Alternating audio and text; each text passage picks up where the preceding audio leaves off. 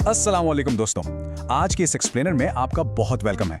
मैं आपकी English guide हूं और आज हम एक ऐसे टॉपिक को कवर करने वाले हैं जो हर बिगिनर को थोड़ा परेशान जरूर करता है, but I promise you by the end of this lesson आपके सारे डाउट्स क्लियर हो जाएंगे। So get ready to learn with me step by step. आप इंग्लिश बोलते वक्त अक्सर थोड़ा कंफ्यूज हो जाते हैं ना कि यार यहाँ इन लगाना है या ऑन, और ये एट आखिर कब यूज होता है। हम सेंटेंस तो बड़ा अच्छा स्टार्ट करते हैं but then we just freeze, और ये छोटी सी गलती आपकी स्पोकन इंग्लिश को थोड़ा वीक बना देती है। लेकिन फिक्र मत करें, आज का लेसन आपकी ये प्रॉब्लम हमेशा के लिए सॉल्व कर देगा 100%।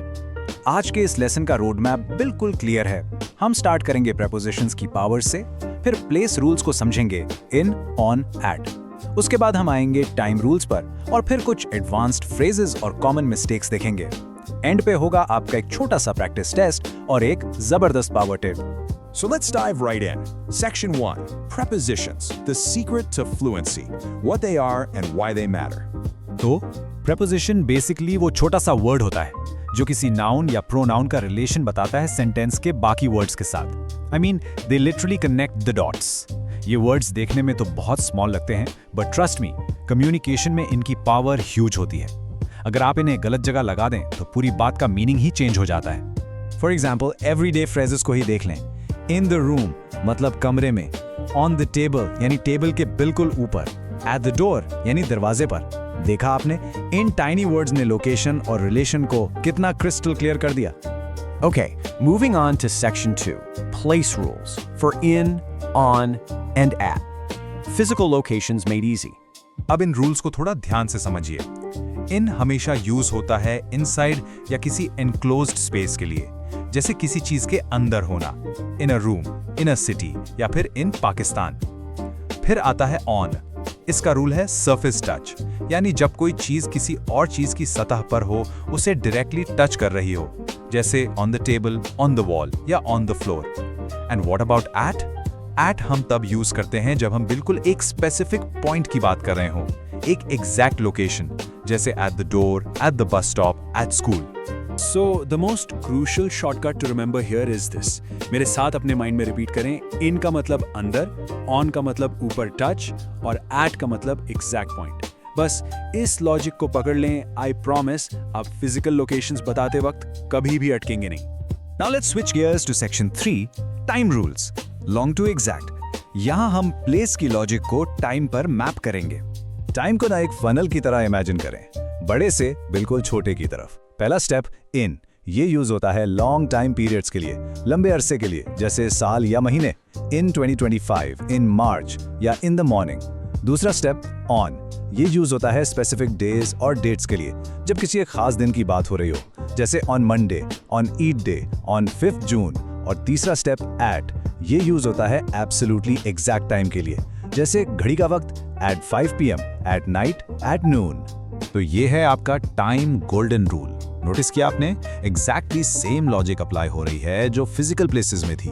वाइड एरिया या लॉन्ग पीरियड के लिए हम इन लगाते हैं, सरफेस या किसी सिंगल डे के लिए ऑन, और पिन पॉइंट एग्जैक्ट लोकेशन या बिल्कुल एग्जैक्ट टाइम के लिए एट। इस पैटर्न को बस अपने दिमाग में अच्छी तरह बिठा लें।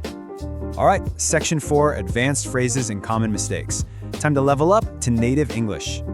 ये सी, नेटिव इंग्लिश स्पीकर्स जब बात करते हैं ना, तो वो कुछ फिक्स्ड प्रेपोजिशंस का यूज करते हैं, जैसे अफ्रेड ऑफ यानी किसी चीज से डरना। For example, he is afraid of dogs, या फिर इंटरेस्टेड इन, जैसे I am interested in English. एक और बहुत कॉमन है गुड एट, जैसे she is good at speaking. And then there is tired of. अब मेरी एक बहुत इंपॉर्टेंट एडवाइस सुनिए, इन फ्रेजेस को रटना बिल्कुल नहीं है, रट्टा मत लगाएं। जैसे जैसे आप इन्हें अपने सेंटेंसेस में नेचुरली प्रैक्टिस करेंगे, ये खुद ब खुद आपकी फ्लुएंसी का हिस्सा बन जाएंगे। चलें अब थोड़ी अनकॉमन मिस्टेक्स की बात करते हैं जो हम अक्सर उर्दू से डायरेक्ट ट्रांसलेट करते वक्त कर जाते हैं। मिसाल के तौर पर हम कहते हैं मैं इंग्लिश में अच्छा हूँ, तो माइंड ऑटोमेटिकली बोलता है I am good in English. But guess what, ये गलत है। The correct native way is I am good at English. क्यों? क्योंकि आप एक स्पेसिफिक स्किल की पॉइंट आउट बात कर रहे हैं।